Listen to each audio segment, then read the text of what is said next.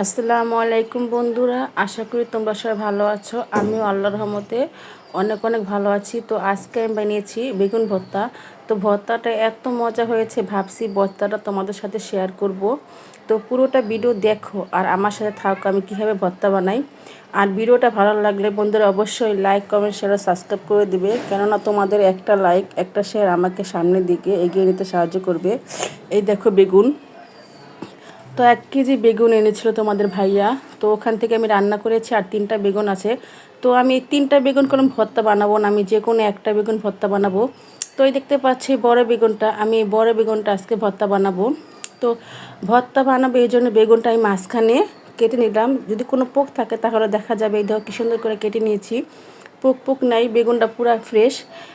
তো ফ্রেশ বেগুন দিয়ে ভর্তা বানালে আর কি ভালো হয়, পোক থাকলে একটু কেমন জানি লাগে, এজন্য আমি আগে মাঝখানে কেটে নিই। এখন চুলায় বসিয়ে দিব।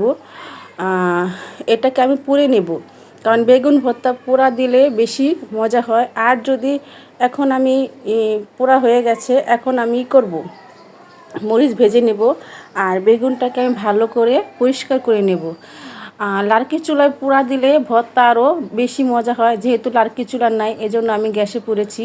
দেখছো কি সুন্দর পরিষ্কার করেছি। এখন বেগুনটাকে আমি টুকরো টুকরো কেটে নেব। এই যে মরিচ ভাজা হয়ে গেছে, এখন দিয়ে দিব স্বাদ মতো লবণ। তো লবণটা ভালো করে আমি করে নিব, ম্যাশ করে নিব। দিয়ে দিব পেঁয়াজ।